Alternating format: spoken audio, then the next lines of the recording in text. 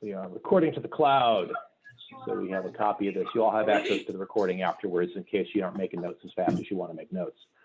So quick go around. I'll start with me. I'm Thomas Cox. My tabloid headline title would be Leadership Guru or Accountability Mechanic or something. And my goal is to make this content as useful to you as possible so that you're all absolutely thrilled you spent 2 hours with me.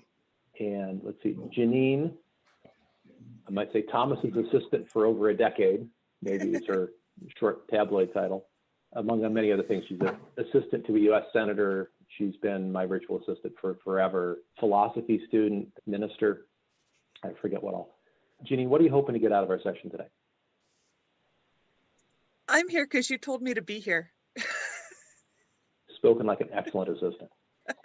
And I'll occasionally be leaning on Janine to do things during the meeting, and we'll get this done. Okay, so let's see, do we want to do it alphabetically maybe? This is where I start leaning on Janine. Janine, can you make a list of the attendees, and then when I need to go round robin, just start calling off names and just keep track of who's next so I don't have to. That would be super. Oh, Laura's made it. Hey, Laura. And so I know some of you by reputation, and the rest of you I've met at some point or another. And so I'm gone, Janine's gone. Let's go Josh, Chris. I'm going to go visually on my screen for the moment, even though Zoom likes to sort people periodically. Josh, then Chris, then Paul. Your tabloid headline of who you are. What's one thing you're hoping to get out of today? Josh Daniels. I work in Utah County government as the Chief Deputy Clerk Auditor. We have a department of about 40 people and just finished working with Tom on some training. I hope to get much better personally at the accountability process and behaviors as a leader, and also be able to train and demand and coach others to do the same. Brilliant. So after Josh, Chris, Paul, Jeremy, Laura, Jim, Zaid, in that order. Chris. Chris Kearns, work with Protocol Services, a tabloid headline corrector because miracle worker is not a formal job description or title. It's the best way I can say that one. What I hope to get out of this workshop is both a higher degree of accountability as a leader, as well as being able to share that accountability across the organization in an appropriate manner. Nice. Thank you, Chris. Paul, then Jeremy, then Laura. Paul. Hey, everyone. Paul, best sort of headline for me would be something along the lines of Federal Government Industrial Complex Sith Lord. It's something I've been doing for a long time now in the DC area as a federal contractor, including a little bit of time with the government. Current company is Resilient Solutions 21, RS21. They're a artificial intelligence machine learning company, and I do federal business development full time. Done a lot of service delivery and managing of people and projects over the years. And so this is what I'm really hoping for. This one is a little bit of reflection on all of the times that I've managed people, some well, some not so well, some really awful and bad on both counts, mine and others, and just to pick up some better techniques to continue to learn. Outstanding. Thank you, Paul. Jeremy, Laura, Jim, Jeremy.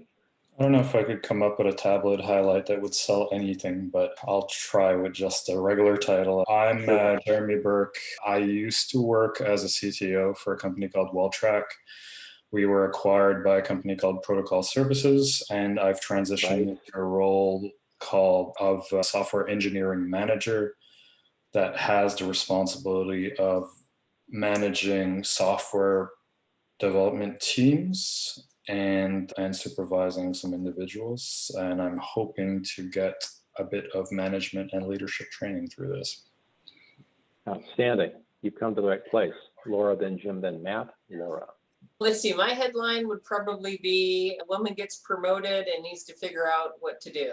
I worked for Protocol and did switch roles recently. I'll be overseeing our IT, finance, and HR departments, and some of the folks that I'm going to be working with are in this training, and I wanted to be a part of that. Brilliant. Make sure we're all on the same page. Yeah. Here. Thank you, Laura. Jim, then Matt, then Zaid. I'm Jim Cox. I have no relation to your teacher here. I am keenly interested in the material, having seen some of the development of it over the last year. I work in construction. I'm the superintendent on a job site. I've been a project manager in the office, and I'm trying to figure out why things break down here. Lots of knowing nods around the room. Matt Moffett, sir, thank you for being here, Matt. So tell us what you do. I'm a help desk supervisor at Protocol. And So hoping yeah, to get what out of today? first time supervisor, just trying to get an idea of how to supervise and how to increase productivity. I'm very used to sticking it to the man. So I want to figure out how to be a man that no one wants to How to stick be it the to. man. Yeah. And preferably not the one that everyone wants to stick it to. I hear you. I was a borderline toxic leader myself in 2005, not even realizing I was doing it at first, which is why I ended up where I am. I hated what had happened, and I've been fighting the last 16 years to make it all better. So I've been where you fear to go. Good for you for wanting to learn. Zaid, round us out, sir. Tell us what you do and what you hope to get from today. Yeah, everyone, I'm Zaid Kasim. I'm in Trinidad and Tobago down in the Caribbean, warm Caribbean. That's for you, Thomas, especially for you. So I'm the head of HR, the vice president of human resources for SM Jalil and Company Limited, which is a manufacturer and distributor of non-alcoholic beverages throughout the Caribbean and basically throughout the world. We have several brands that we are around the world. We have a company of around 800 or so staff at various different levels. And the word accountability is a watchword at the end of the day, because we need to hold people accountable for their actions to ensure that we are all working in the right direction. For me personally, I think the exercise that Thomas sent out this morning, strange and simple as it was an eye-opener, because he gave us a choice of somebody who may have not followed through on what we told them to do. But on the other side, what we have been asked to do and we didn't follow through. And very tend to see accountability as the person that we have the pleasure of leading as compared to the person who's leading us.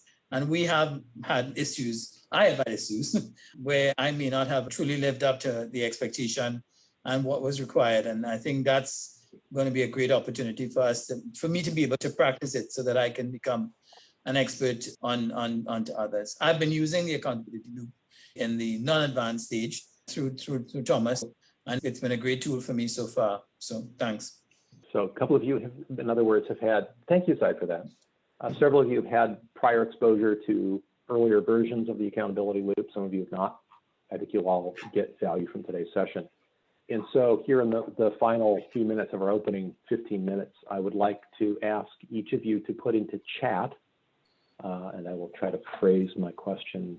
See, what can you see as the upside of higher accountability for you and those around you, both direct and follow-on? What are the upsides of higher accountability that you can anticipate for you, for people around you, the immediate positives, and also the longer-term positives?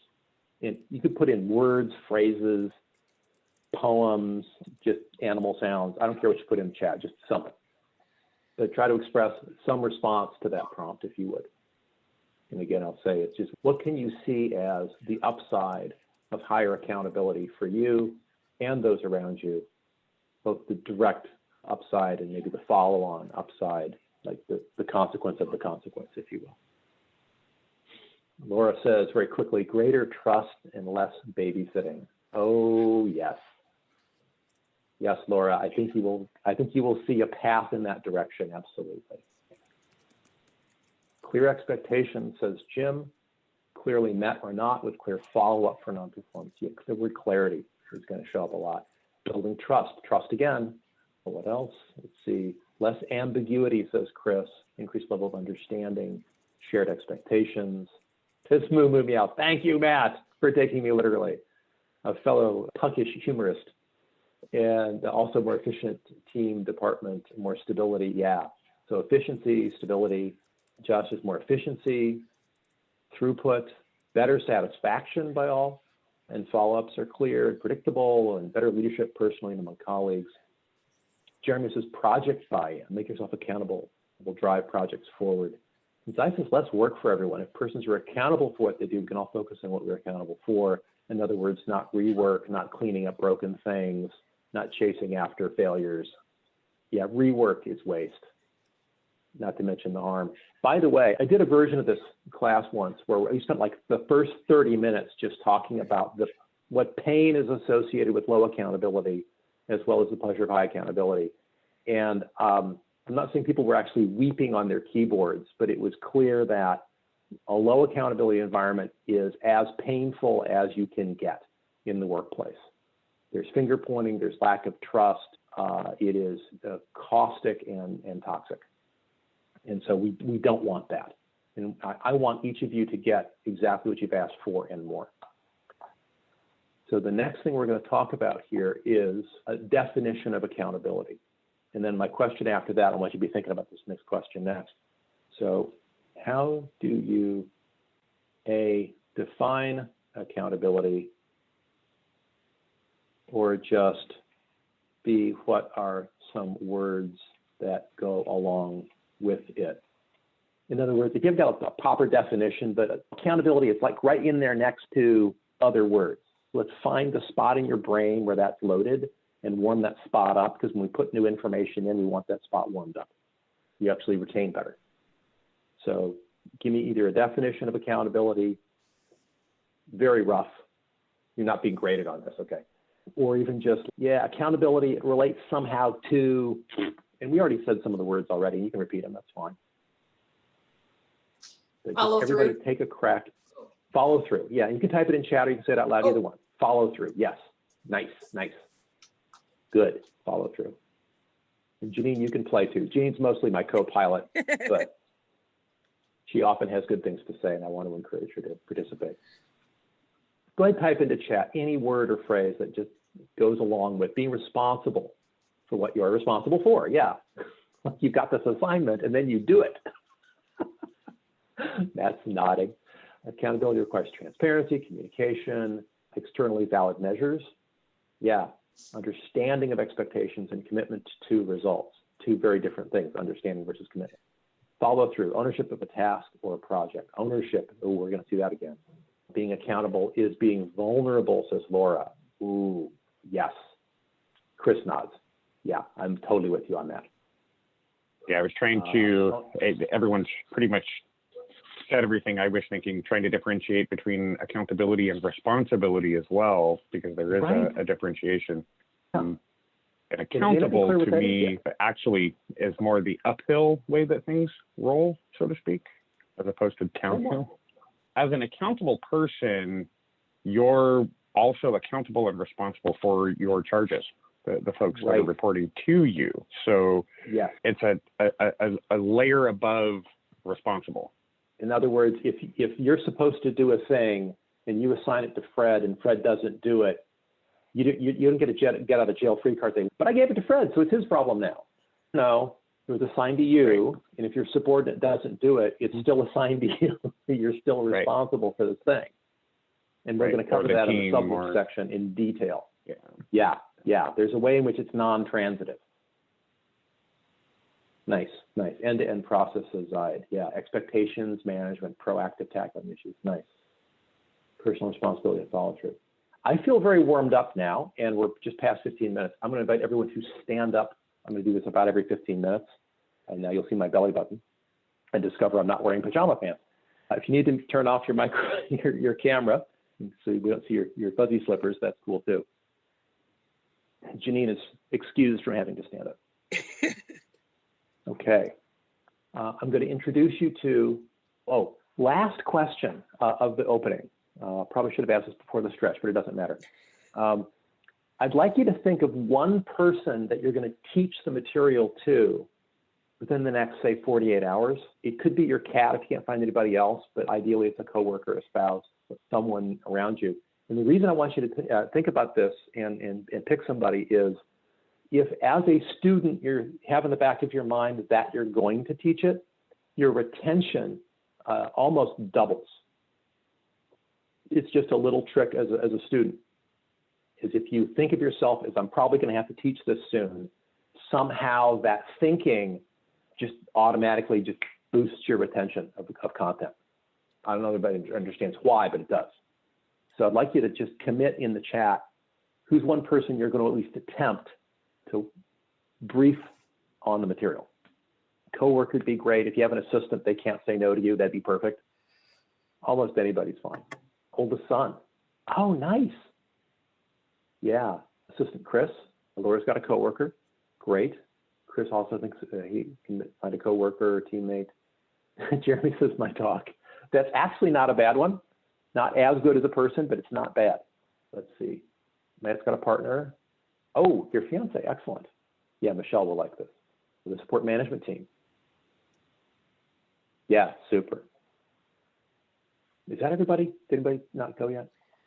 I think we got everybody. It feels complete. It's Well, everyone. Okay, other than Ginny. You can teach Gypsy, I wish. one of her cats. Okay, good. So with that in mind, I'm going to pull up all of you. When you purchased the class, you got access to this learning portal, and because I'm editing it, I can't really show it to you on screen easily. During one of the breaks, I'll try to find a way to pull that up. But what I've got is a set of written course materials that you now have full access to because you purchased this. And I'm going to try to teach you from that material so that it looks familiar when you go back to look at it later or show somebody on your screen or whatever. And we've talked about what it's like to have low and high accountability. So now I'm going to talk about the accountability loop, the basic structure. I firmly believe that what I'm about to show you is a fundamental building block of teamwork. It's called the accountability loop. At least that's the name I give it. And you'll see it here on screen. My claim to you is that accountability is structured in a loop. And what we're going to do here is take the examples that several of you emailed me, and we'll do one as a group. And then I'm going to have you guys break into pairs and look at one of the examples either that you mailed or that you have in the back of your mind and try to re-describe it using the stages of the loop, right? This is a way of taking known material, the situation you were in, and using the unknown material, the loop, and trying to merge the two. And then we'll come back out of the breakouts. We'll talk about what that was like and what insight, if any, you had. So here's the overview. The accountability loop consists of 4 phases. There's an initiate phase where, let's see, this is, oops, sorry, I have the wrong diagram up. Getting there. Let me reshare. I have 9 versions of this. So initiate is the first stage.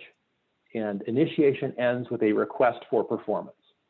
So up until that moment when you open your mouth to voice the request, you've got it in the back of your mind, you've got the thought, you're getting your thoughts clear, you're formulating your desires, and then all that ends when you open your mouth and say, hey, I want this thing.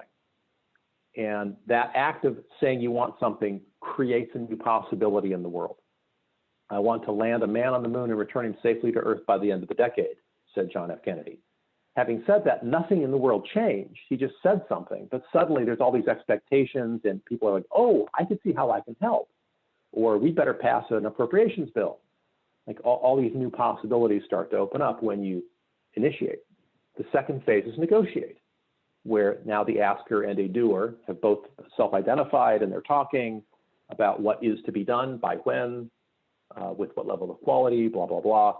And that phase ends with a mutual agreement of performance. And we'll talk in detail about that.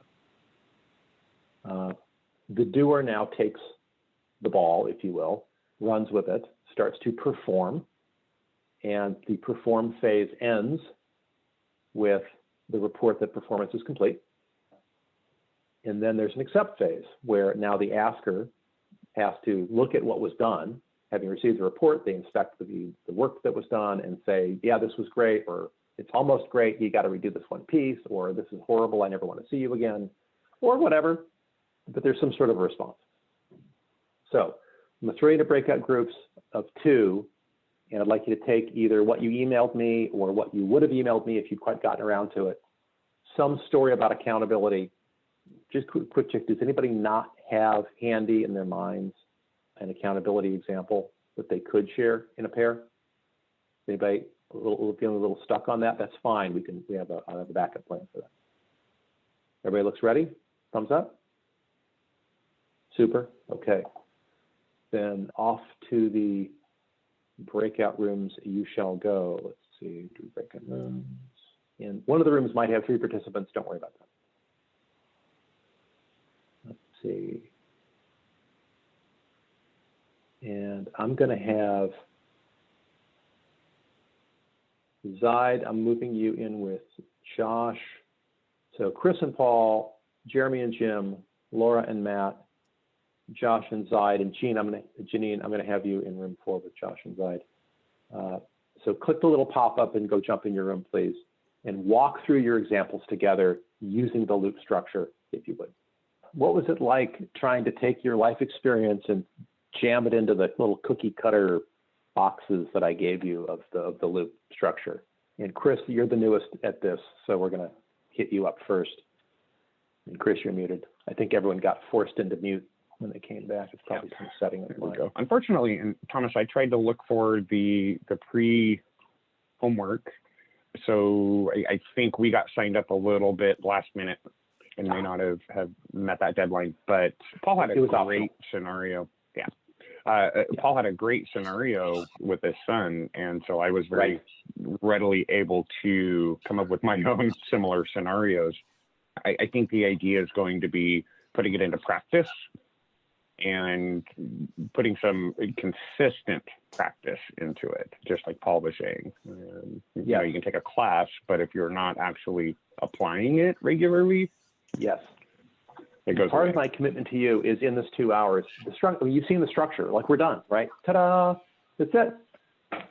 You've seen it. The secret is out.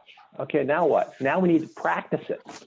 And so the bulk of our 2 hours together is going to be getting into groups of 2 and 3 and exercising these tools and taking your life experience or your struggle and seeing how tearing it apart and sticking the pieces in the bento box, the organizer, this tray with its 4 major chunks, like how does that help you think about an old situation in a new way?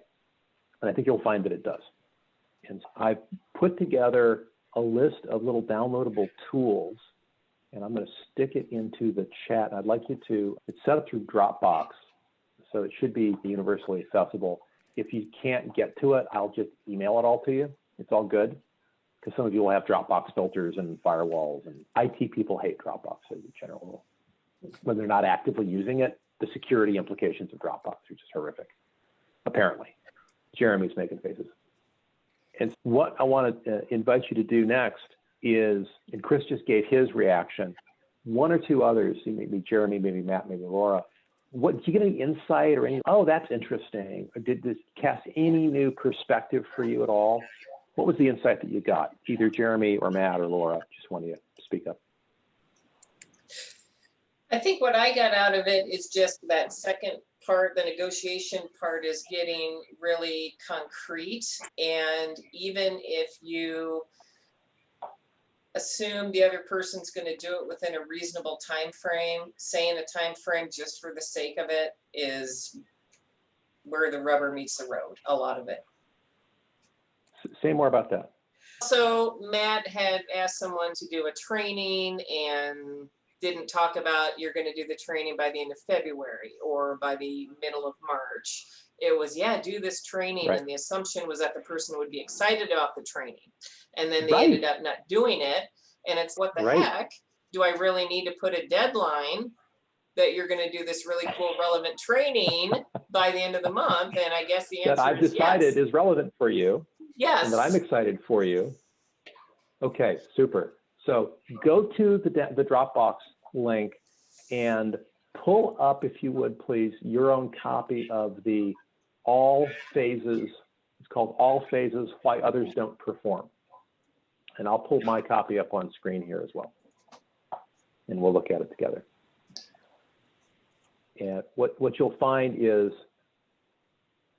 the very first thing you'll notice in accountability is you ask people to do stuff and they don't do it. And you're like, why are people broken? Why do I have all the broken people? Can you please take my broken people and give me the non-broken people? And the answer is they're all broken. All of us are. And you just need, as you're going to be a supervisor, you're going to have to learn how to deal with people as they are, because they've all got this going on. And if anybody, show me a palm of your hand if you've got the file open, all phases, why others don't perform job aid. Everyone's got it open except Zaid and Jeremy from the look at it. Yeah, Jeremy's got it. Zaid, you still struggling? I'm there. I'm just struggling to find the waving hand. No, I just need to see you do this.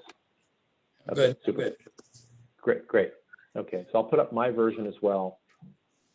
And I always share this list with managers because I get so frustrated when I'm trying to get people to do stuff and they just don't want to do it. And it's just baffling until I go to my little list of why people don't do it. And it's everything from they don't know why they should, or they don't know how, or they think your way won't work, or they think their way is better, or they think something else is more important. And what do you notice about this list? What, if anything, jumps out at you about this list of, call them reasons, call them excuses, call them justifications, whatever you want to call them? They exist in the mind and experience and perception of the doer. Yes. Paul is nodding with you. Paul agrees with Josh. Anything else? They're all things that can be clarified through conversation. It could be clarified through conversation, and Jim was waving his hand. Jim? And I wouldn't think to ask or probe on these things. I would assume they know why or what to do or how to do. They're going to do it my way because I just told them to do it my way. Laura's smiling and nodding. Yes. And These so, are all and at the same time, fatal assumptions. They're all assumptions and they're fatal. Right. Yes. Absolutely correct. They are assumptions. And you'll see I'll pull up the visualizable outcome checklist. I've included a cartoon. And of course, the caption, the single biggest problem in communication is the illusion that it has taken place. And that is why here in the very first phase of accountability, the initiation phase, it is vital to be wildly skeptical of your belief that the other person even begins to understand you. That is the number one takeaway here for us on this. Do not believe that they understand just because they're nodding and smiling. They're all nodding and smiling, right? Must be great. I'm describing a horse and they're all nodding and smiling. They must all be thinking horse. Not a single one of them is thinking about a horse. But they're nodding and smiling. So you can't trust the nod and the smile. Okay, great. What's to be done? I'll just do it myself. No. Let's look at the infographic for the accountability. This is the detailed version that you can take home and look at it. The goal here is to really initiate so clearly that, and so kindly, oh wait, let me back up. The other thing about the list is they're all good reasons. Okay, let me back up and show you that list of why people don't do what they're supposed to do. Okay, if they think my way won't work, then them not doing it my way is actually virtuous. If they think something else is more important, and then they're not doing it is actually virtuous. Now, not all of these are going to be virtuous, but some of them really are. I tell Johnny to sweep the aisle, sweep the produce aisle. And a few minutes later, I come back and the produce aisle is not swept. I do not go to little Johnny and yell at him for not doing what I told him. I said, so Johnny, I think I told you to sweep the aisle and then I'm seeing it not swept. What's up? And you just ask this open-ended question. Oh yeah, 3 people needed help getting their groceries out to their car. And I know you told me that's always more important, that customer-facing stuff always takes priority over cleaning, unless it's like a dangerous spill. And so that's what I did, boss. Like the dude used good triage. He used good independent judgment when I wasn't there. I'm so glad I asked a question instead of just telling him how bad he was for not obeying me slavishly. And so there's a way in which our accountability needs to be open to the other person's judgment, thinking. You got to be really curious when you initiate. Okay. So you're all going to grab this visualizable in outcome checklist. And we're going to practice initiating using this checklist. And I literally would love it if you were to print this out and try it a few times, show it to the person you're going to teach it to. And let's look at these questions together. And the very first question is, am I asking for an effort or an outcome? What is the difference between an effort and an outcome? Effort is spend 2 hours trying it. An outcome is complete the work. What is the fundamental difference you notice between effort and outcome? Laura and Jim are both taking notes. Ability is different between the two. Yeah, I'll tell you. Yeah, Jim. I was going to say effort is no promise of an outcome. It may be figuring out what kind of outcomes are available. Could be more Right. So figuring out. So what Jim does construction, and you can imagine in construction that you don't want to just pay somebody an hourly rate to do something if you already know how long it's going to take. The industry knows how long it takes to put up a fence, right? There's books detailing exactly how long it takes to dig the holes and put up the fence posts. There literally is canonical, measured, detailed stuff. So the last thing you want to do is pay somebody time and materials to sit around and scratch their armpits and slow walk the work. And then you pay out the nose, you pay too much because they're not putting a lot of effort in. And if you pay for effort, you'll get effort, not outcomes. Now, we want outcomes. Okay, so when is it right to ask for effort? And Jim hinted at this. In fact, there's certain times when the only thing it's ethical to ask for is effort. Laura's nodding. She's got an insight. When might it be mandatory for you as the initiator, the asker, to say, make this much effort and then get back to me? When there's not enough information? When we don't know enough. We literally have no idea how long it's going to take. Like, we're removing this wallpaper. We've never seen this wallpaper before. They didn't use standard glue. It's not wallpaper paste. It's some bizarre material. Spend an hour trying to strip it, and then let's see how far you got. And see if we need to change approaches. When you are in discovery, which is, by the way, agile programming is all about discovery. And you need to be clear in your mind when you're initiating. And if the other person's trying to push you to an outcome promise when only an effort promise is reasonable because there's too many unknowns, this is the very first thing you will wrestle with your accountability partners is, what am I asking for, effort or outcome? And Matt, you had an assignment, hey, go take this class. And there's a trick here in the accountability loop. Let's see if I can get that up here. I want it, an outcome or just an activity, right? That's a low res version. Let me try the higher res version. One of the things that neither you nor the person you assigned the class to know is, I think, is how good the class is or how relevant it is. And anytime, this is a habit I've learned the hard way, is if I give somebody a 2-week assignment and I come back 2 weeks later and nothing's happened, I gave them too much time. It was too big of an assignment.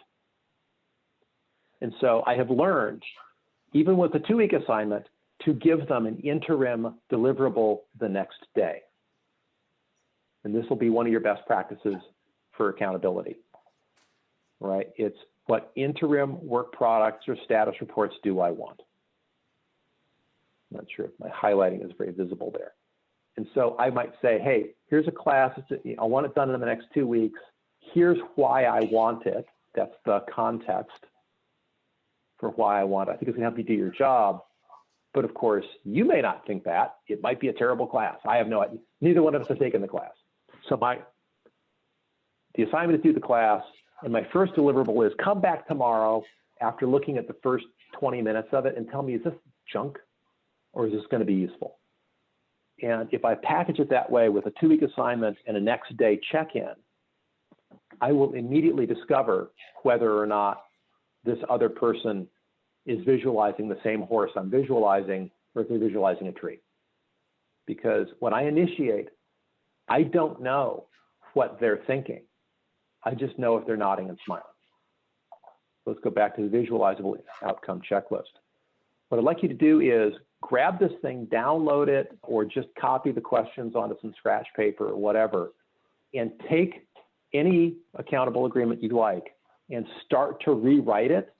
Maybe it's the one you emailed me, maybe it's a different one, and start to use the questions or the statements on this form. And we'll just take 5 minutes and do that right now. Okay, we're starting to get there. Who's got something they're willing to share real quick? Just make sure that I'm that I'm tracking correctly with you and you with me, and then we'll throw you into breakout groups and you can share with each other in some detail. Who's got something that they've, okay, Josh, go ahead and unmute. I can share my screen if you'd like. Yeah, absolutely. Yeah, whatever works for you. Let's see here. How do I do that?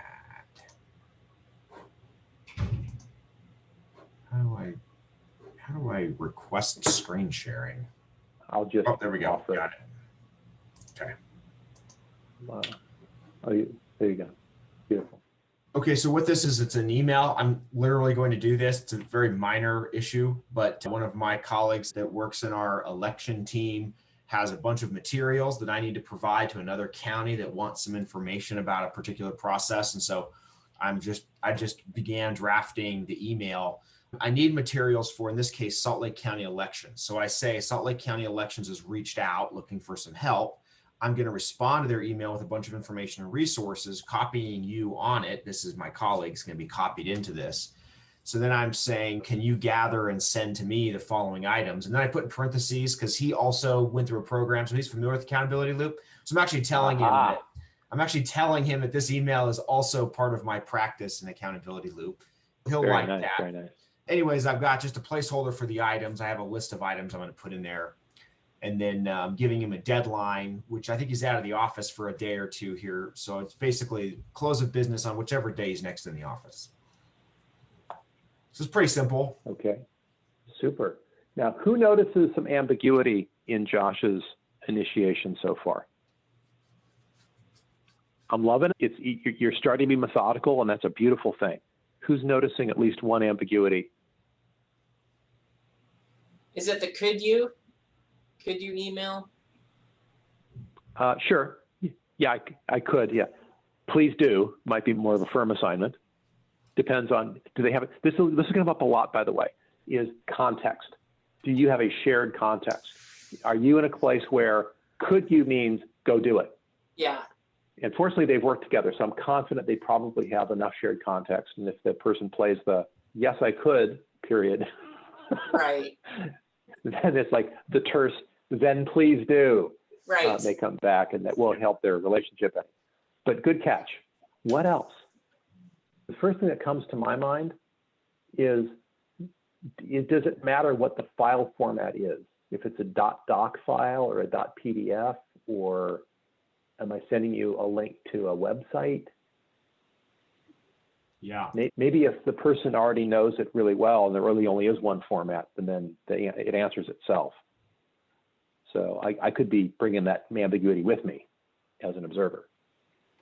Yep. But you'll see, and that's why, by the way, in the accountability loop, I asked during initiation on the loop diagram, and I'll pull that up on screen here real quick, is what format do I want my content in?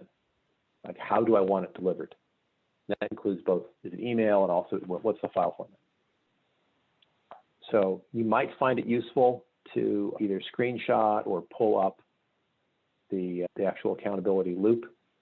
And I think that the file that I'm sharing with you may have, the visualizable outcome might have some prompts for that in terms of things like format and so on. But go into your breakout groups and exercise this and talk each other through what you've written. Only takes 5 minutes, so be really brisk with this, but start to see how the prompting is forcing you maybe to be less ambiguous and more clear, because it's not enough that you understand it, the other person has to understand it. Okay, back to the rooms. I'm going to switch things around a little bit, not a lot, but a little, just for some variety. And oops. And I'll be mostly in room 2. but again, it's just gonna be 5 minutes. Go ahead and click the little thing on your screen, if you would, please. Jeremy, Jim, are you guys seeing the pop-up to get into room 2? No, I didn't see anything. Oh, you guys can, Jim and Jeremy, I've assigned the two of you together, so you can just hang out here and talk if you want, that's fine. Yeah, this is some breakout room, so this works. And Janine, you're also welcome to just hang out here. I'm going to be popping in the other rooms. And Jim might be having some difficulty with his internet. So Janine, if you can carry the burden of conversation, if Jim's having a hard time doing that, make sure Jeremy feels heard as he shares his experience. Am I supposed to be here? Yeah, I think so. Okay. Hey, Jim. Okay. I got called away again. Hey, Jeremy, what are we supposed to be working on? I'm sorry I got interrupted. Oh, that's okay. We're supposed to be working on the visual outcome checklist. Okay. Did you get a chance to write your example? I've just started at let me get something written in.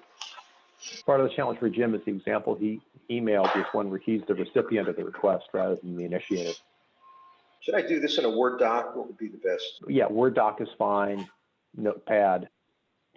We're probably over the time I'd allocated for it, so Okay. maybe you muddle through.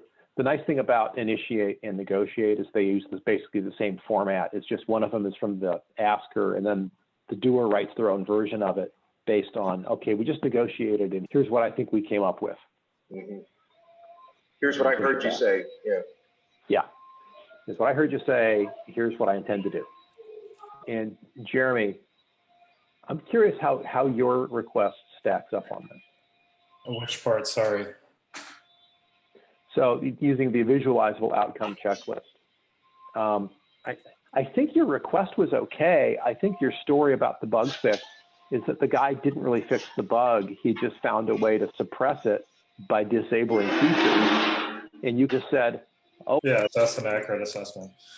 I think Yeah. that, like, when you're initiating in phase 1, you're asking for a certain outcome or a required effort, correct? But Yeah, but you only want to do effort when it's all mysterious and unknown.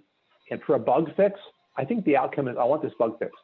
yeah, because the outcome And is always if it takes you more than 10 hours, throw up a red flag and let's figure out why it's so hard.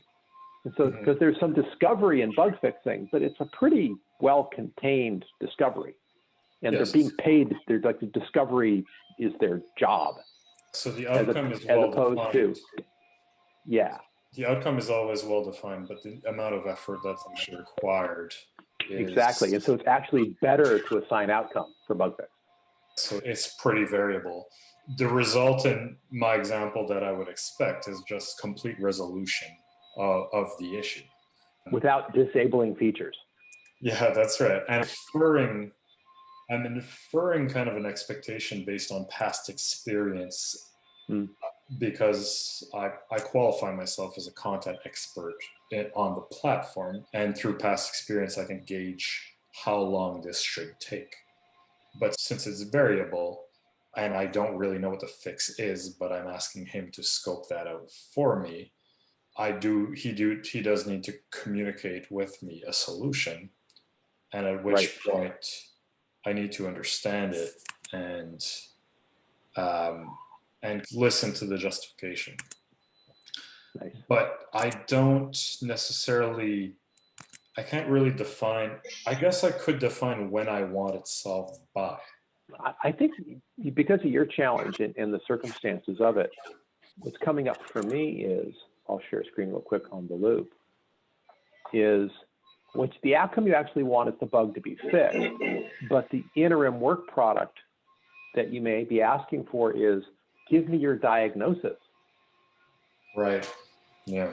Of what the fix might be or might look like or how long it might take or where's the problem located. Check in with me then and we'll figure out what to do next together. And so you're giving him an even more well-defined, even smaller subtask as the opening phase of the larger bug fix so that he doesn't just wander off into the desert somewhere and write his own compiler or create a new programming language. He just like sticks to the assignment. Right. And the diagnosis isn't the cure, but it's sure an awfully important milestone on the way to it. Yeah, for sure. And I promise you, if his diagnosis was, I need to turn this feature off, you would have been, yeah, no. I'm sorry. Here, let me introduce you to boundary condition number 6. We're not disabling features. Allow me to revise my request. But those boundary conditions are contextual, I think. Yeah, often they are. And then as you're doing the work together, you're like, oh, I didn't say this, but now I'm saying it. Yeah. Don't fix the bug by turning off features.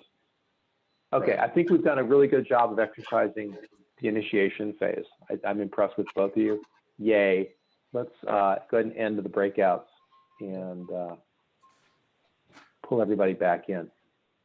So what I'm definitely noticing is that while I'm giving it to you piece by piece, the reality is that these situations, we always end up finding things in all sorts of different parts of the loop that feed into an understanding of the whole. And when you're in negotiation, you realize you could have initiated better. Or when you're in perform, you could have negotiated better. Or when you're in accept, you're like, oh, wait, I should have initiated and negotiated differently. And then it's extraordinarily common. And the most use you're going to get out of this loop is the second time through. Because the first time through, it blows up and you're like, wow, that was not what I wanted. And then the second time with the loop, you slow down, you realize, oh, I got off the path here. So in Jeremy's case, right, the outcome he wanted was a bug fix. And in our breakout, one of the interim work products that might have been helpful might have been, before you actually fix the bug, come up with your diagnosis of what needs to be fixed and share that with me. Because the diagnosis of, I need to disable a feature would have raised a red flag, and Jeremy would have said, yeah, no, we're not doing that. And in the case with Jim, is it okay if I share your story? Jim was actually on the receiving end of an accountability and was given an assignment. This is okay to share, Jim. Was given a punch list that wasn't a punch list, literally non-actionable, vague guidance, was ordered not to change it and ordered to give it to subcontractors to fix the problems that were so badly described that they're not fixable. I want you to turn a loaf. I want you to take 2 loaves and 5 fishes and feed the masses. I want you to take this incomprehensible list, change nothing, and somehow manifest goodness. It's literally undoable. And so I don't think I even have it on my infographic yet, but Jim's example makes me want to add that during negotiate, one of the things you can do, oh yeah, here it is, negotiate moves. You can accept, you can ask a question, you can do a conditional promise, counteroffer. You can refuse. And that can feel hard when you're an employee. And so one of my favorite words in a refusal, it's actually ethically, comma, and whatever happens after that word is going to be really good. Paul's laughing. So ethically, I cannot expose our company to the liability that would be involved in giving contractors vaguely worded requirements. This isn't a punch list. It doesn't fit the legal definition of a punch list in our industry. So my counteroffer is that I turn this into something actionable, but let's back up. And so you shove them back over to initiate. And you say, so what is it we're really trying to accomplish here? Aren't we trying to accomplish finishing this project and stop hemorrhaging money? Or whatever. Jim's laughing. So it's like restate for them, like, why are we even having this conversation? You've got an ultimate outcome you want, of which this is a stepping stone. The stepping stone you've given me is faulty and will not get us to the outcome. I want to get us to the outcome. So I'm going to give you a counter proposal that'll actually get us to the outcome. What do you say you work with me on that? Not. And I'm not saying they'll go for it, but they might. And it certainly beats living in hell. And the nice thing about it is you're giving them something to work with. I want to help you get the outcome you want. Let me help you help yourself. Help me to help you. And you get this a lot with people who aren't domain experts who are trying to ask for stuff and they don't know what they're asking for, and they're trying to be micromanagey, control-y. Don't make any changes. Dude, if I don't make any changes, we're going nowhere. And so the only way out of this, I think, for Jim is to use the refuse followed by the counteroffer, and to couch that in the, look, this won't work, literally won't. And ethically, comma, I can't do this. And when you say that, they're like, most people's brakes get slammed on, and they're like, ethically? Right? And it's very hard to fight you on that. So it's a good strategic position to take to then offer the counterexample, which then gets them what they actually want in the first place, and huzzah. And then there's like parades and flowers and everyone's happy, or at least less miserable. Now, by contrast, let's look at Zaid's situation. So Zaid, it's okay to share this one, Zaid? Yeah, so Zaid had initiated with, hey, we need to send out this message to all hands, all staff in HR, to all 800 employees. And so they said, yeah, sure, no problem. They went and just did it. But what they just did was not good quality. A technical announcement lumped in with a bunch of subjective stuff that isn't defensible and wasn't actually correct, and made them all look like clowns. I'm overstating it slightly, but that's basically, it did Doing not a good make job. Zaid. Yeah, the department looked bad. Okay, Zaid looked bad. Everyone got upset. It should not have gone out like that. Okay, so what is during Initiate, what interim work product might Zaid have asked for to prevent half-considered, ill-thought-out nonsense go out the door? Anybody? A review, Simply asking What's that, for a Jeremy? draft. just a review by him. Yeah, draft it and send it to me for approval. Don't allow anybody to send anything to all hands from HR that I, the head of HR, have not personally blessed. Don't speak for us. I speak for us. You can send it after I bless it. You can have your name on it, a little visibility. Yay, I'm happy for you to have a little stage time. But we're not saying anything I haven't seen. The risks are too high. Now, that might seem like micromanagement. What it actually is a quality control check. Yeah. Because when they give you something that you can't send out, you now have the opportunity to say, yeah, I can't send this as it is. Can you guess why that might be? And now there's your learning opportunity. Make sense? Yep. Okay, so we've gone all the way through Initiate, and we started to talk about Negotiate. I want to take a quick stretch break here because we're already almost 90 minutes in. Yay, team. Well done. And let's get our blood moving into all parts of our bodies again. And then if anybody needs to take a little longer break, maybe do that. But at the very least, give it a stretch. So I think we might be seeing some themes show up so far in the stories that you shared, and how the accountability loop structure starts to direct us to take slightly different actions. Who's noticing anything? Either type it into chat or just blurt out what you're seeing, if anything. And if I'm the only one seeing a pattern, that's fine too. One thing I noticed is as the initiator, kind of putting on the hat of the doer for a minute to help inform your own ask. Like, how could I, if I'm receiving this, how would I possibly interpret this, or do I have enough information? And so it's, that take a second to plan it a little bit and think through the loop is put a little more thought into it, Paul. Is part of it. As opposed to, I have a half-formed thought. Let me take up your time as I try to clarify what I'm even asking here in the first place. Like, you really want to get to negotiate. In fairness, there are some people who do their best thinking by talking. And if you're one of those people, you just tell people, look, I have a request, and I haven't thought it through all the way yet, and I need 5 minutes of your time to talk it out. And a good person will go, yeah, that's Paul being Paul, or it's Fred being Fred, or whatever. Like, not a problem. Can I set a 5-minute timer? I've played that game before too. I have a listener talker in my environment, and that's our game now, is if she needs to talk stuff out to get clear, Okay, you can have 5 minutes. And it's going to take longer than that. And we need to set a time aside on the calendar to do a deep dive in it because I haven't got all day. Okay, great. What other patterns you seeing? Jeremy, Matt, Chris. We seem to have lost Laura, sadly. But are you noticing any commonalities across some of the stories or some of the circumstances? First Jeremy, then Matt, then Chris. Paul, Oh, Chris, you want to go ahead?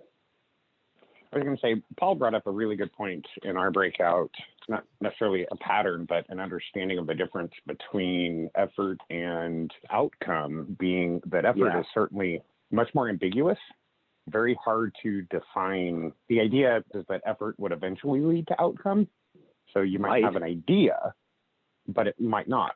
How you hold someone to an effort could be more difficult. Yeah, I try to only use effort assignments when it's so ambiguous that I'm like trying to figure out what's going on. I do this with Janine a lot.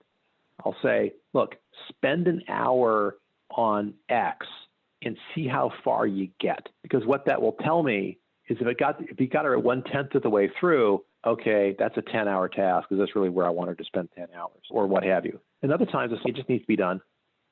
Like I had her review 26 hours worth of video. However long that takes her. If it takes her 26 hours, takes her 52 hours, it's got to be done. And so instead I had her review the first one and we went over her review of it. And we got clear on what I'm looking for from her from that one. And then, okay, do that 25 more times, please.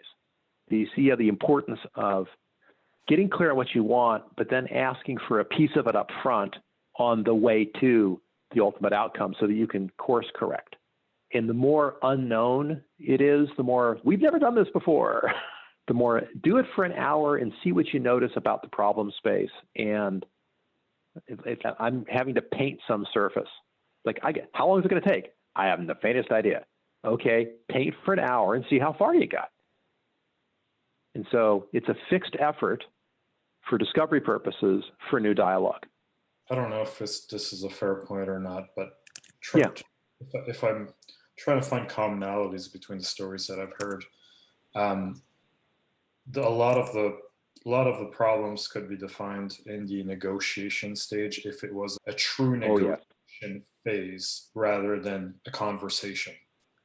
In which case, conversation is just imparting the information, but not really negotiating the performance or reviewing the performance.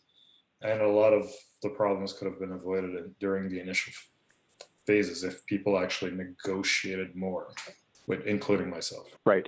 And so there's a way in which, Jim. The social niceness takes over and we're supposed to be agreeable and get along. So I'll just get some clarification later. It's probably a reasonable request. I don't want to be a jerk about it. Yes. And so if you cut short negotiation because you're being nice, or you're trying to get to yes quickly, or you're trying to be agreeable, which is a very common pattern. What half the population is fairly average or higher agreeableness, and they're going to tend to say yes quickly. Don't let people say yes to you quickly. Okay, you think you want that as an asker, you don't, because you get badly formed agreements. Right? They want to say yes so quickly that there's been no time for the two of you to develop a shared understanding of what's actually going on. And so my technique here is to push back by saying, great, describe for me what I'll be getting from you. And that makes them go, they realize we haven't really developed that out very well. Super. So what I'm really hearing from you is a commit to commit or a conditional promise that once we're clear on what it is, you're totally willing. Basically, there's three factors, okay? Ready, willing, and able. And okay, ready is they've got the time blocked out. Willing is, hey, I'll totally do it for you. And able is competent, skilled, resourced, and so on. And what they're really saying is, I'm totally willing. Hey, would you be willing to? Yes, I would love to do that for you, Thomas. Great. Do what? Oh, I haven't told you yet. So you're saying yes, but you're not really saying yes to the work. You're saying yes to the willingness portion of the work. And so if you're the initiator, do not take a weak yes built prematurely on partial information. And if the asker is trying to railroad you into a yes before you've got the information, Jim's pointing out, so I got some really good chat here. So Josh is saying, a supervisor, we can probably be better helping the employee know they get to negotiate, meaning feedback, clarification of expectations, it's all welcome. We need to not just have a bunch of yes men. And Jim says, yes, we need a sense of safety in the department to make this possible. The supervisor needs to model behavior or no one's going to believe it's safe enough to push back. And when you're the doer and the asker is pushing you hard for a premature yes before you have all the information you need, there's a multitude of things you can say. You might review the recording or write it down or whatever. It's like, look, ethically, comma, I cannot commit to an outcome I don't understand. If you're asking me if I'm willing to help, of course, I'm totally committed to making you happy. I just don't know quite what that is yet. If you're checking to see if I'm up for it, I'm up for whatever you need me to do. I'm here. I'm your man. I'll do whatever you want to make you happy. I don't know what that is yet. Can we spend some time developing that? I really want to be super clear because I really want you to be happy at the end. I think you want that too. Yeah, I guess I do. Now, if they're in a hurry, there's some unclean aspects here, and you'll see this on the infographic. Pass the buck. If they want to just get it off their plate, like, just take it. Just get it off my plate. Like, I can take it off your plate, but it won't make any progress. I'm not sure that's really what you want. How about I tell you, yes, I will help you, and then we find some time for you to be clear with me. Clearly, you're stressed right now. So you can tick the box that I will take it on after you've clarified what it is I'm doing for you. So what you're doing is you're giving them the emotional reassurance that you are willing, and maybe even that you're ready, that you stand, I've got time, I'm totally willing. However, if I don't yet understand the deliverable, I can't ethically give you a promise to deliver anything. So conditionally, as soon as I understand the problem better, I'll find a way to make it happen. And if I'm not competent to do it, I'll hire somebody who is. I'll find somebody else on the team and I'll work with them and we'll make this happen. Chris is saying agreed, would help gain buy-in on the part of the supervisee. Yeah, this whole game is inside the heads of the two people. And Matt, I can't imagine how frustrating it was to you to have this class available that you know would help this person take on this internal work and improve their work. It would make them more valuable contributor. It would help the company. It's like there's all these good reasons to do it, and you tell him to do it, he doesn't do it. And he silently didn't do it. He didn't even tell you, hey, Matt, you know, that class you told me to take, it's been 2 weeks. I haven't touched it, man. I'm sorry. Even that would have been better than just silent non-compliance. And is that part of the game yet? Have you got enough trust with this other person that they can tell you proactively, I'm flaking on this one? Or are they hiding their non-performance because they don't want to be embarrassed or shamed or emotionally like downtrodden or whatever? And this, by the way, is an absolutely crucial point, is that without psychological safety, the accountability conversation turns into a blame conversation very rapidly. So I'm going to put this on screen here. There's a couple of ways in which we routinely fail during initiation and negotiation. I promise you some routine failure points. So here's that. Get it off my plate already. I think that Jim's person was playing that game a little bit. Just take it over. Just make it happen. Like, they don't know how to make the request better. They're overloaded, frantic, scared, angry, whatever, various negative emotions. They're more focused on reducing their mental burden than in setting the doer up for success.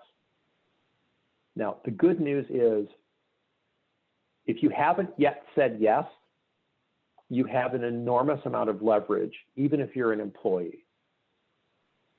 Because until you say yes, there's no agreement. They may think they've assigned it to you, but you absolutely are both ethically, legally, morally, emotionally entitled to push back on this. The read my mind is another setup. If they ask in a way that discourages dialogue. Now, that's different from sharing a context of indoctrination. If they both graduated from West Point, then they have all this shorthand they speak the same language, right? They both were at GE for 10 years. There's a context there where you can say 3 words and we both know exactly what we both mean and yay, but that's different. That's where you actually can read each other's minds. The setup for failure is when you discourage dialogue and the other person isn't able to read your mind. And the third failure mode's pass the buck, where you're in trouble, so you try to make somebody else the human sacrifice for the inevitable failure. I gave that to Fred. It's not my fault it didn't happen. I assigned it to him, and that is unacceptable for a very specific reason. And that has to do with, and we talked about this actually earlier, and that is owning your inputs. The key to accountability is you cannot delegate it or give it to a subordinate. Even when you've delegated work, the accountability remains with you. Which means, you'll see this on the infographic, there's this thing called a subloop off to the right of perform. If I agree to do something for you, I might not actually do it. I might have 3 other people help me. They do the work, I collect the work, I bundle it up, and I give it to you. But guess what? I'm still accountable to you for doing it. And so if one of those 3 flakes, I have to replace them, or I have to do it myself. I'm still on the hook to deliver that which I said I would do. What West Point teaches cadets, when you're in charge, you're always fully responsible for everything your people do and fail to do. And when you embrace that and own your inputs, it makes you the kind of person people love to delegate to. If you teach it to your subordinates, it makes them the kind of person that others like to delegate to. So you never blame to your asker any subcontractor or helper. You always, in front of the asker, take blame and responsibility for every helper you enlisted. You are always 100% responsible for everything they do and fail to do. What that means is you'd better get their inputs really early.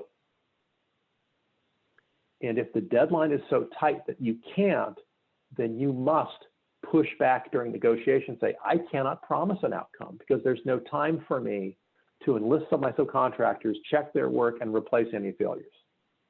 The timeline's too tight, the risks are too high. All I can promise you is best effort.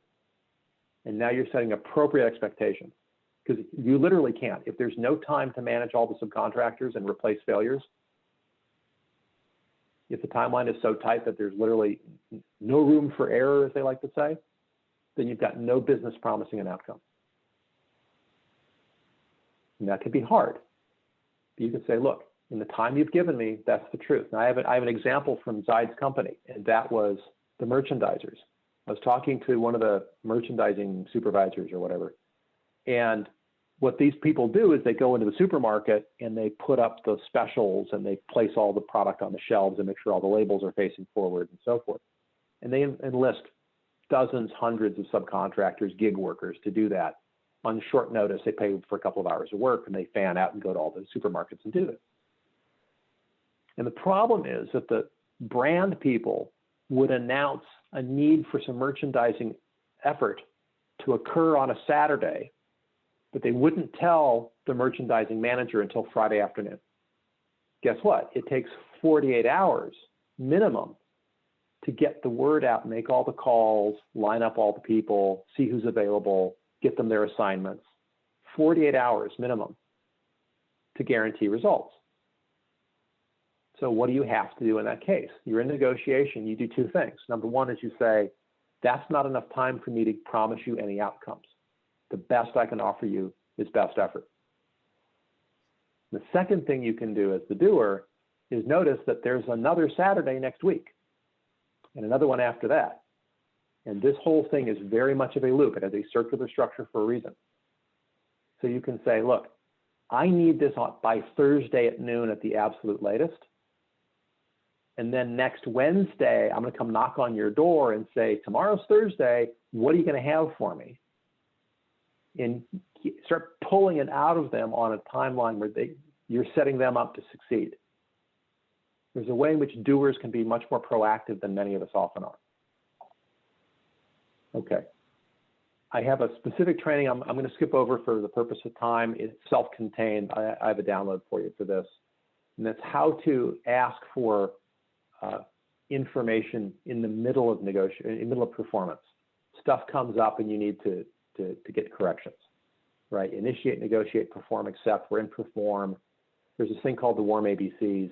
It's just a templated way of asking for clarifications. And you need to front load this and tell people during initiate and negotiate, hey, by the way, when I have questions, I'm going to ask them in this format. Here's a sample. So you will warmly ask to figure out what is it I actually want and then ask for it. If I need a decision, then the subject line says requests decision. I am not going to send you 7 paragraphs that you have to study forensically to deduce what my question must be. Paul is smiling. Paul has received emails of this nature. Okay. I'm going to sit there and take the time to figure out what I actually need from you. And up front, I'm going to say what it is. I need an authorization. I need a clarification. I need a decision. I need something. Subject line, request for a decision on logo. By when? I cannot emphasize this enough. Always report your dates using the day of the week, the date of the month, the time and the time zone, AM and PM. If you say anything less than this, you are inviting a mistake. Maybe not this time, but eventually. If you take nothing else from this class other than fully qualified dates and times, you will save yourself untold agony you don't even know about. I've had multiple, last week I had a meeting rescheduled 3 times because somebody forgot what time zone we were in. They said, let's meet at 11. I'm like, dude, Central, is that 11 AM or PM? Is it Central European time? East Coast time? West Coast time? Come on. Literally no 2 people are in the same time zone in this meeting. Okay, 3-letter abbreviation for month. Don't say 2/3 or 3/2 ever again. Even if you're the only person in the organization, you want to say 02-MAR is the 2nd of March, right? 03-FEB, the 3rd of February. These are non-ambiguous internationally. This is the only way of stating a date that's non-ambiguous internationally that I know of. Okay, enough of that. Let's talk about acceptance. This will be our final piece in today. And that is the acceptance and the acceptance sequence checklist. This is also in your downloads. And I'm going to have you guys work on this a little bit and just share with me what comes up for you as you study this independently, each of you. I will share screen. Okay, so as asker, you are free. You should be free to accept, ask question, conditionally accept, return with a request, outright reject the work, or even commit to accept. These are all valid things for the asker to do when presented with the work. Here's a sequence for you that I suggest you try on. And by the way, in your initiation, step 9, other requests or concerns, easy accept tasks like the hot wash. Anything you want to do during the accept phase, to ask for it in initiation. Okay, upon receipt of the doer's report that performance is complete, you acknowledge the receipt. That's not the same thing as saying you're okay with the work. I'm not saying I'm happy with the work. I haven't even looked at the work. I'm just saying I received your note. I will look at the work soon. Number 2, you inspect the work. See if your conditions of satisfaction have been met. The phrase conditions of satisfaction is a magical phrase, and it's capitalized for a reason. The conditions of satisfaction are that which must be met for the asker to be happy or satisfied. And they can be all kinds of things, not just the work. It's how we interact. It's whether you're timely. It's whether you're polite. On and on. Okay, so number 1, the receipt. Number 2, inspect. Number 3, you either say a notice of sufficiency or insufficiency. Yeah, this works for me. No, this does not work for me. One of the 2. And if appropriate, you can reject the work, you can request free work, or you can say this is fine. Then you pay or partially pay. And then at the asker's discretion, you hold a hot wash, which is your lessons learned meeting. If you are not doing hot washes, even a 5-minute hot wash, you are missing so much value.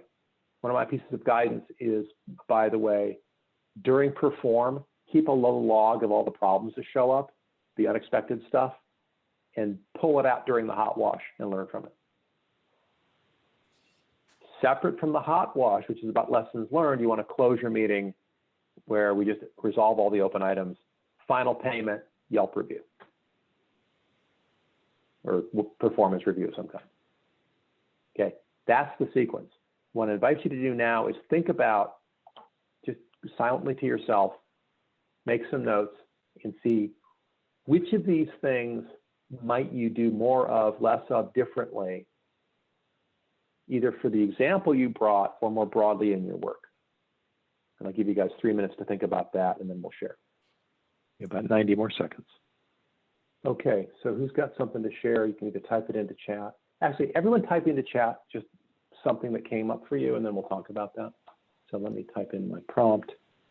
What are you noticing for yourself in the acceptance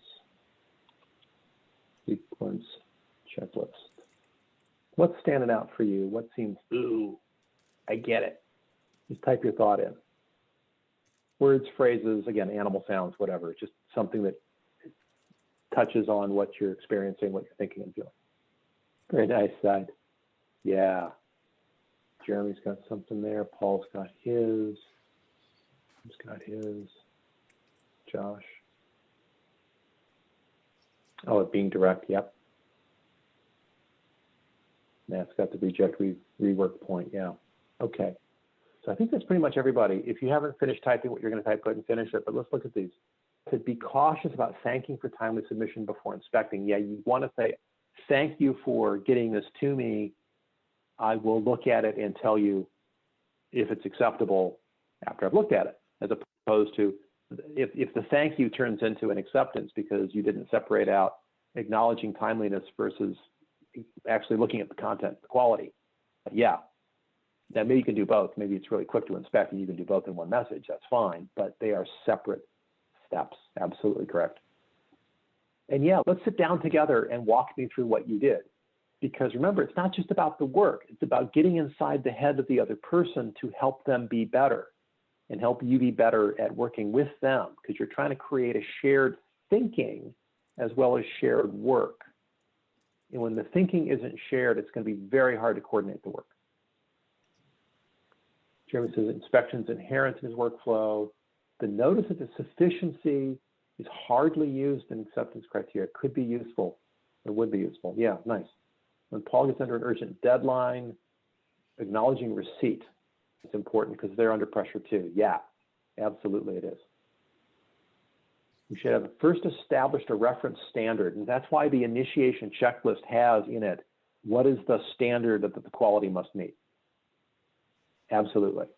Josh is not great at the inspection phase, and Josh self-identifies as a perfectionist, which means you may need to rein yourself in terms of like how much quality is actually necessary for the task, not how much could theoretically be injected. So I'd be direct in your notice of insufficiency. Yeah, a lot of folks are actually culturally indirect communicators.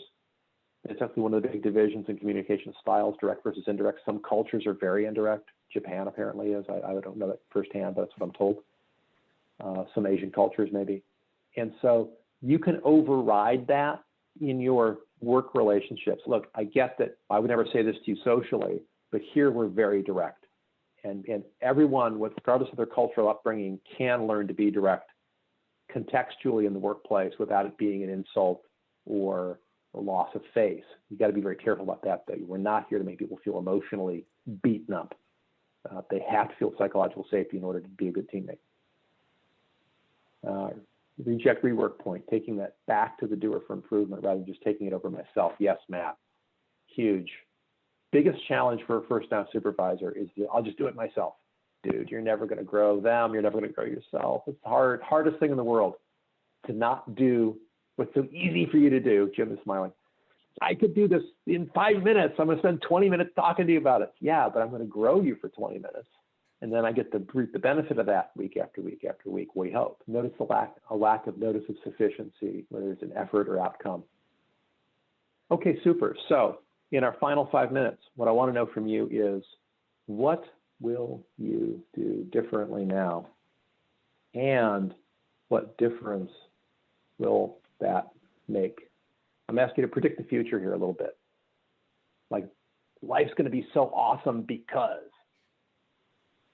Okay, I want a blue sky, I need your commitment to new behavior, and I need you to be optimistic and say, as I am more X, as I do more of this, I can see how it's going to bring about better outcomes. So that's my challenge to you, is to come up with your new behavior and how that new behavior from you is going to create better outcomes. Let me make it easier. I want 3 words to indicate what you're going to do differently and 3 words to indicate how that's going to make a difference in the world. Like poetry, right? Like a haiku, certain number of syllables. 3 words for the new behavior, 3 words for the outcome. And I'll make it even easier rather than write it. Just speak it. Paul, go. Okay, the immediate New behavior thing is practice. Those are my 3 words. Nice. Nice. And the outcome? That it's going to make me, those are my other 3 words. More trusted communicator. That's what you're going to be. Yes, I love it. Beautiful. Jeremy. I would say evaluate more completely and respond more succinctly. Nice. Well, it's just Now, what's the outcome you're going to get from both of those behaviors? What's that? Jeremy, what's the outcome that's going to come from that? Efficiency. Nice. I know you value efficiency. I agree. It will happen. Matt, then Josh, then Zaid, then Chris, then Jim. Matt, your 3 words on new behavior. Collaborate, clarify, reinforce. Nice. And I see team success and functional as your outcome. That's got to feel good. Outstanding. For me, it's better, clearer asks, and that'll result in satisfaction, efficiency, and fulfillment. I promise you it will definitely trend in that direction. Zaid, getting Zaid's audio, but you wrote precise, clearer requests and less do-overs, higher standard. Oh yeah, I promise you'll get less do-overs. I promise you're going to get better outcomes and higher standards will be met. I absolutely promise you're going to get that. Chris. Sorry, lost my. I just had to, go ahead, Zaid. No, go ahead. I was just, thanks, Tom, for speaking on my behalf. I just lost my mute button. That's okay. Absolutely, no worries, it happens. Chris, you wrote doing better with defining and negotiating requirements, help meet goals more effectively. Yeah, and you're going to find morale is going to go up and people's spirits are going to go up, including yours. Jim. I put mine in the chat, but it's basically giving myself permission to reject and renegotiate and ask. And yes. To hold myself to a standard that it has to be explicitly negotiated, not just a conversation and then how did I end up with somebody's to-do list? Yes. And when you give yourself permission to negotiate a successful agreement, you're ending the collusion of them giving you crap and like somehow making you accountable to deliver results you can't deliver with inputs that aren't acceptable. And then they're not going to be happy at the end of that anyway. And when you stand for excellence, they're going to let you. Yeah, that's outstanding. Thank you all very much